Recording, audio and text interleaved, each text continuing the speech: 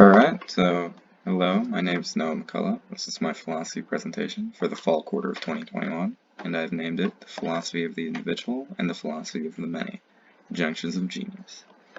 2 J's. You know how it is. Very cool.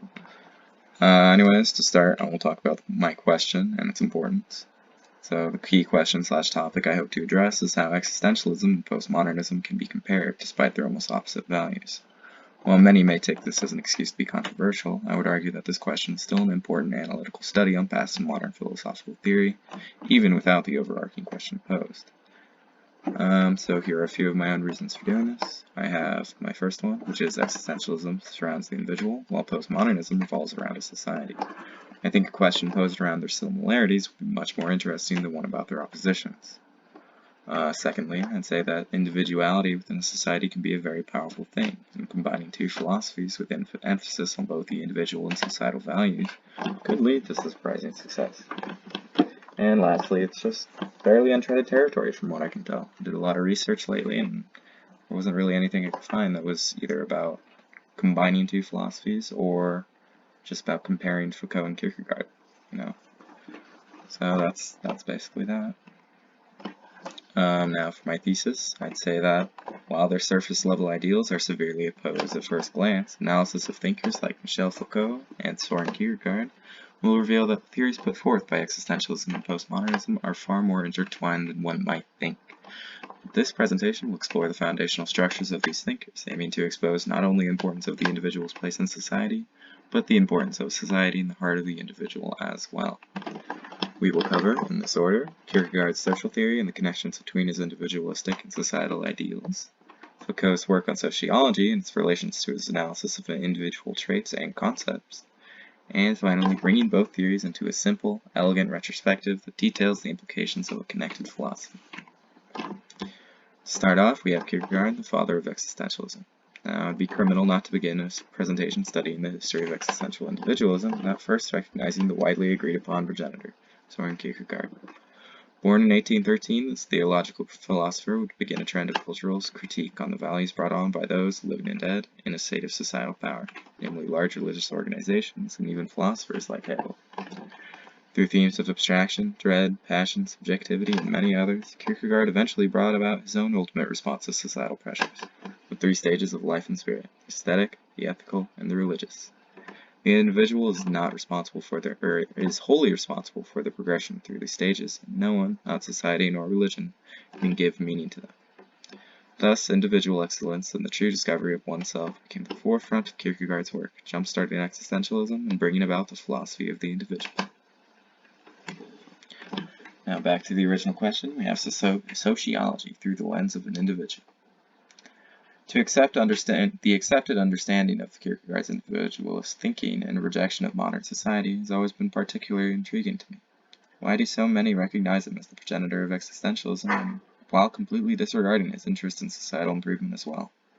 It's this question that J. Tilley's Kierkegaard's social theory tackles, using Kierkegaard's alliterative view as a baseline for how intertwined individualism can be within societal structure.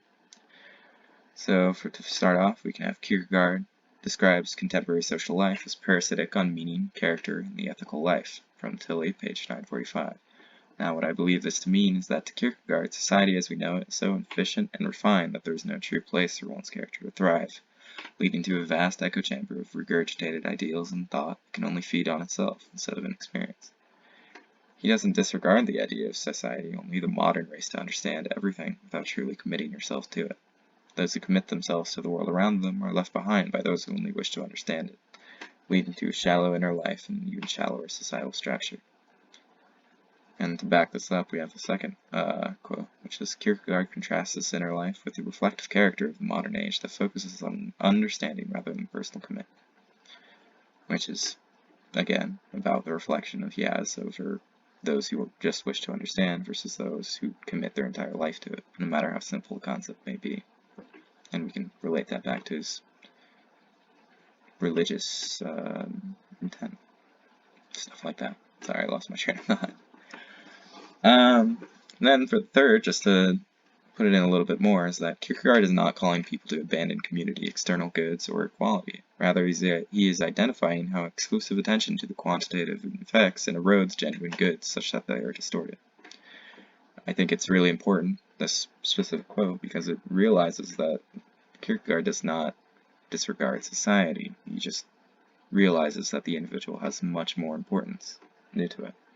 Because the truth is that Kierkegaard's individualism has always come with respect to the advancements of society, coupled with the disappointment of its lost potential. Now, to cover its themes, we have religious primitivity and modern understanding, inner character and societal values, personal responsibility and responsibility for others. These are all themes that Kierkegaard liked to balance within his work, and it really shows just how much of an existentialist he was, but also as a sociologist as well. Now, to move on to Foucault, the forefront of reluctant postmodernism. Born in 1962, Michel Foucault is widely considered to be one of the most original and controversial philosophers of the post-World War II era, mainly through how he rationalizes concepts of power, madness, and knowledge, and the relations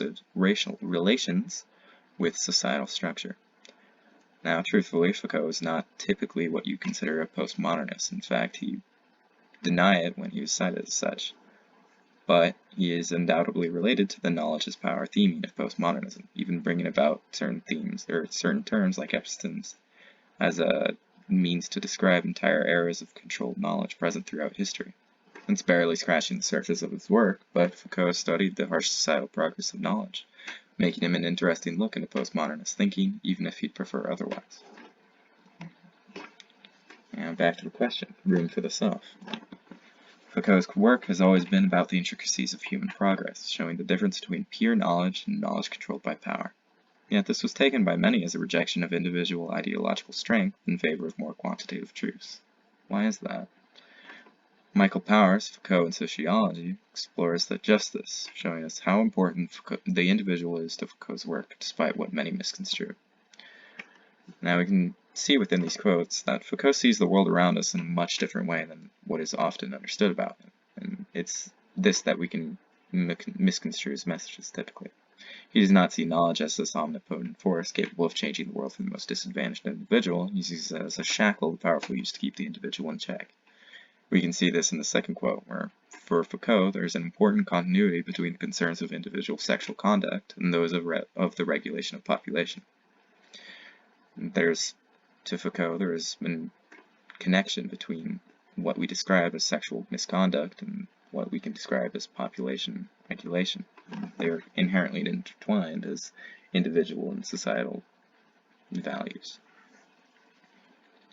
So, from this, we can see that sexuality, madness, and perceived intelligence are all traits that Foucault believes to be the result of societal progress, traits that divide and control the population that keeps the nation running.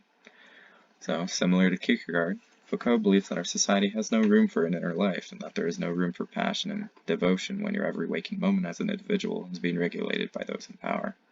The individual is the lifeblood of a nation, and Foucault has always aimed to exemplify that, even if the society around him didn't really need to. Now, for further context, we have Leslie Herring's The Existential and Postmodern Individual, as it's a piece I found after some research of my question, and one that tackles many of the ideas my thesis revolves around. While still a very informational piece, this source is not as important to the presentation as the others, and will likewise have a shorter session. Here are some quotes and thoughts I have regarding it. So, typically before we start this is that Herring's little article here, or writing, is all about a character, fictional character, from a book they are analyzing.